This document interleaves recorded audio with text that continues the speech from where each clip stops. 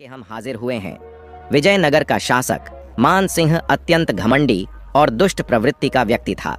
उसकी एक बेहद बुरी आदत थी कि वह किसी भी सुंदर युवती से जबरदस्ती विवाह कर लेता और फिर किसी न किसी बहाने से उससे नाराज होकर उसे कैद खाने में डाल देता। इस तरह राजा मान सिंह अब तक कई स्त्रियों को जेल में बंद कर चुका था। विजयनगर के नागरिक उससे डरते थे और उसके खिलाफ कुछ कहने से घबराते थे, क्योंकि राजा अक्सर अपना भेष बदलकर नगर में घूमता था। अगर वह किसी को अपने खिलाफ कुछ बोलते हुए सुन लेता तो सैनिकों को भेजकर उसे तुरंत जेल में बंद करवा देता। एक दिन राजा ने चूड़ी बेचने वाले का वेश धारण किया और पास के गांव में पहुंचा। वहां उसने एक चबूतरे पर बैठकर चूड़ियां बेचनी शुरू कर दी। उसी गांव में एक गरीब किसान की बेटी अदिति रहती थी, जो बेहद सुंदर थी। अदिति ने भी राजा से चूड़ियां खरीदी। उसकी सहेलियां हंसी मजाक करते हुए कहने लगीं, अदिति, तेरे हाथों में ये चूड़ियां कितनी सुंदर लग रही हैं।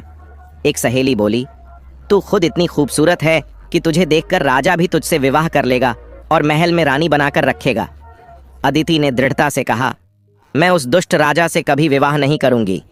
सहेली ने चुटकी लेते हुए कहा, लेकिन अगर राजा जबरदस्ती ब्याह कर ले गया तो?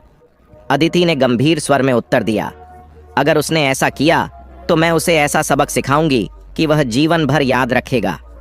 यह कहकर अदिति अपनी सहेलियों के साथ घर लौट गई। राजा मान सिंह ने अदिति की सारी बातें सुन लीं और मन ही मन निश्चय किया, मैं इस लड़की से अवश्य विवाह करूंगा, फिर देखता हूं कि यह मुझे क्या सबक सिखाती है। इसके बाद इसे भी जेल में डाल दूंगा। अगले दिन राजा ने अपने सैनिकों को आदेश दिया कि वे अदिति को पकड़कर महल में लाएं। अदिति के माता पिता को भी गांव से बुलाया गया। राजा ने अदिति से विवाह कर लिया। विवाह के बाद जब अदिति अपने माता पिता के चरणों में झुकी तो उसने कहा, मेरी चिंता मत करना, मुझे मेरे भाग्य पर छोड़ दो। यह सुनकर उसके माता पिता रोते बिलखते गांव लौट गए। शादी के बाद कुछ दिन ऐसे ही बीते। अदिति रानी तो बन गई थी, लेकिन उसका मन हर समय अशांत रहता था। राजा मान सिंह लगातार उसे जेल में डालने का कोई बहाना ढूंढ रहा था, लेकिन अब तक उसे कोई सही मौका नहीं मिला था। एक शाम राजा मान सिंह दरबार से लौटकर महल आया। अदिति ने विनम्रता से कहा, महाराज, क्या मैं दासी को बुलवाकर जल मंगवाऊं? राजा ने तुरंत कहा, नहीं, आज तुम स्वयं हमारे लिए पानी लेकर आओगी। अदिति ने सहमति में सिर हिलाया और कहा, ठीक है महाराज, आप आराम कीजिए, मैं अभी जल लेकर आती हूँ। जब वह पानी लेने गई तो उसके मन में विचार आया, राजा ने जरूर कोई चाल चली है, मुझे बहुत सावधानी और चतुराई से काम लेना होगा। उधर राजा मन ही मन सोच रहा था, आज अदिति की गलती पकड़ने का यह सुनहरा मौका है। अगर वह पीने का पानी लाएगी तो मैं कहूँगा कि हाथ मुंह धोने का पानी चाहिए था, और अगर वह हाथ मुंह धोने का पानी लाएगी तो कहूँगा पीने का चाहिए था। अदिति बड़े बर्तन में पानी लेकर लौटी। राजा ने उसे देखकर कहा, हमने पीने का पानी मंगवाया था और तुम हाथ मुंह धोने के लिए यह बड़ा पात्र लेकर आ गई हो। अदिति ने शांत स्वर में उत्तर दिया, महाराज, मेरी बात सुनिए। जब कोई व्यक्ति बाहर से आता है तो पहले उसे हाथ मुंह धोने के लिए पानी दिया जाता है, उसके बाद पीने के लिए। मैंने दासी को पहले ही कह दिया है कि वह आपके लिए पीने का पानी लेकर आए, तब तक आप हाथ मुंह धो लीजिए। उसी समय दासी भी पीने का पानी लेकर पहुंच गई। राजा समझ गया कि अदिति ने अपनी चतुराई से उसे मात दे दी है। उसने मन ही मन सोचा, आज तो यह बच गई, लेकिन अगली बार इसे नहीं छोड़ूंगा। कुछ समय बाद राजा मान सिंह अदिति के साथ अपने कक्ष में बैठा हुआ था और गहरी सोच में डूबा हुआ था।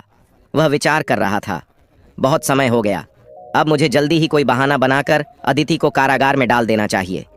तभी एक सैनिक आया और कहा, महाराज की जय हो, चंदन नगर के राजा ने उपहार स्वरूप अपना खास दूध भेजा है। राजा ने कहा, ठीक है, उस दूध को भीतर बुलाओ।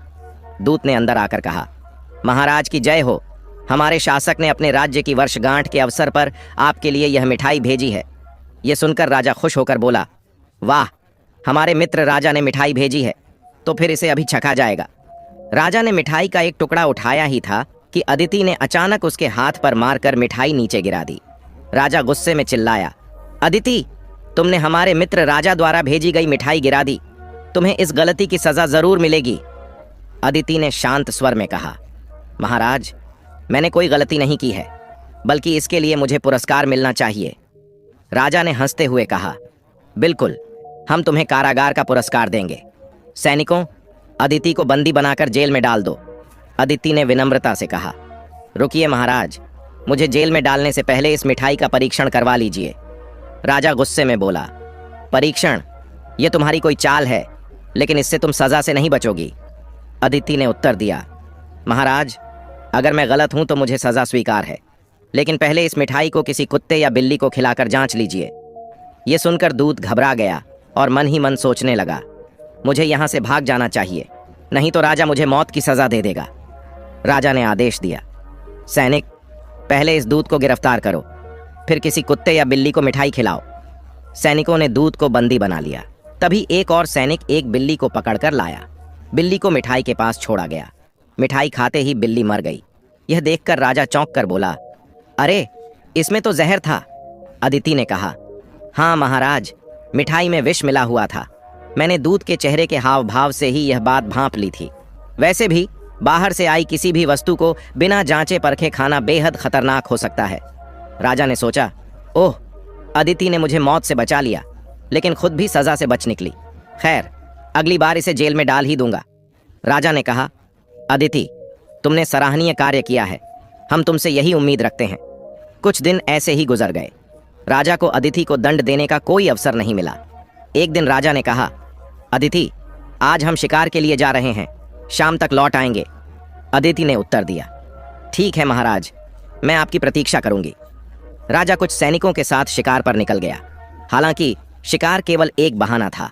वास्तव में राजा अदिति को फंसाने के लिए एक नई योजना बना रहा था। जंगल में पहुंचकर राजा ने सैनिकों से कहा, आज मौसम बड़ा मनमोहक है, हम कोई शिकार नहीं करेंगे। तुम महल जाओ और रानी अदिति को यहाँ लेकर आओ, हम आज जंगल में सैर करेंगे। सैनिक ने कहा, जो आज्ञा महाराज। सैनिक महल पहुंचा और अदिति से कहा, रानी साहिबा, महाराज ने संदेश भेजा है कि आज का मौसम बेहद सुखद है। वह चाहते हैं कि आप जंगल में आकर उनके साथ सैर करें। अदिति ने सोचा, यह राजा की कोई नई चाल लगती है। फिर उसने कहा, सैनिक, तुम महाराज से जाकर कह दो कि मैंने जंगल में आने से मना कर दिया है।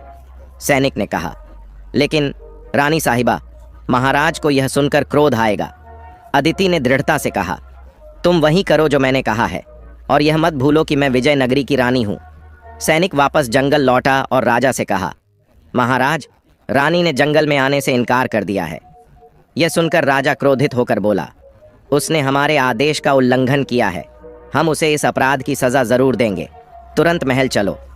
महल पहुंचते ही राजा सीधा अदिति के कक्ष में गया और गुस्से में बोला, अदिति, हमने तुम्हें जंगल में बुलाया था, लेकिन तुमने हमारे आदेश का उल्लंघन किया। आज तुम्हें इस अपराध की सजा अवश्य मिलेगी। अदिति शांत स्वर में बोली, महाराज, मैंने कोई अपराध नहीं किया और ना ही आपके आदेश का उल्लंघन किया है, बल्कि मैंने उस सैनिक के साथ जाने से मना करके आपको एक बड़ी मुसीबत से बचाया है। आपने उस सैनिक के साथ कोई लिखित संदेश या निशानी नहीं भेजी थी। ऐसे में मैं कैसे मान लेती कि वह वास्तव में आपका दूत था। राजा ने कहा, यह संभव है कि वह चंदन नगर के शत्रु राजा का जासूस हो। अगर वह मुझे छल से अपने साथ ले जाता तो यह मेरे लिए कितना बड़ा अपमान होता। राजा यह सोचते हुए कुछ देर मौन रहा। उसे महसूस हुआ कि अदिति की बातों में सच्चाई है। वह भीतर ही भीतर झुंझलाया और सोचने लगा, अब मैं इसे और बर्दाश्त नहीं कर सकता, आज ही इसे कारागार में डालकर ही दम लूंगा। राजा ने कठोर स्वर में कहा, अदिति, तुम अधिक बातें बनाकर खुद को चतुर दिखाने की कोशिश करती हो। इस चालाकी के लिए हम तुम्हें जेल की सजा देंगे। अदिति ने शांत लेकिन दृढ़ स्वर में कहा, महाराज, आप किसी कमजोर लड़की को जबरदस्ती रानी बनाकर उसे जेल में डाल सकते हैं, लेकिन यदि आप विजयनगर की राजकुमारी को अपनी रानी बना सकें तभी आपकी वीरता का प्रमाण होगा। राजा गुस्से से तमतमा गया और बोला, हमें क्रोधित मत करो, हम किसी से भी विवाह कर सकते हैं। अदिति मुस्कुराई और बोली, ठीक है महाराज, यदि आप विजयनगर की राजकुमारी से विवाह नहीं कर सके तो आपको किसी भी लड़की को कारागार में डालने का अधिकार नहीं होगा। राजा ने गर्व से कहा, ठीक है, हम कल ही विजयनगर के लिए रवाना होंगे, लेकिन राजकुमारी को साथ लेकर लौटते ही तुम्हें जेल भेज देंगे। अगले दिन राजा घोड़े पर सवार होकर विजयनगर की ओर चल पड़ा। कई दिनों की यात्रा के बाद वह आखिरकार विजयनगर पहुंचा। वहां पहुंचकर उसने देखा कि नगरी बेहद खूबसूरत थी। उसने सोचा, यहाँ की राजकुमारी भी अवश्य अद्वितीय सुंदरता की होगी। विजयनगर की राजकुमारी चंद्रप्रभा ने पहले से ही ऐलान करवा रखा था कि जो भी इस कुएं से पूरे नगरवासियों को पानी पिलाएगा वह उसी से विवाह करेगी। राजा यह सुनकर सोचने लगा, अरे, राजकुमारी से विवाह करना तो बेहद सरल है, यह कार्य मैं आसानी से कर लूंगा। राजा तेज गति से घोड़ा दौड़ाता हुआ महल के द्वार पर पहुंचा। सैनिकों ने राजकुमारी को सूचित किया, राजकुमारी जी, विजयनगर के राजा मान सिंह यहाँ आए हैं और आपकी शर्त पूरी करना चाहते हैं। राजकुमारी ने राजा से कहा, राजा जी, एक बार फिर से विचार कर लीजिए। यदि आप शर्त पूरी नहीं कर सके तो आपको बंदी बना लिया जाएगा। पहले भी कई राजा और राजकुमार यहाँ बंदी बनाए जा चुके हैं।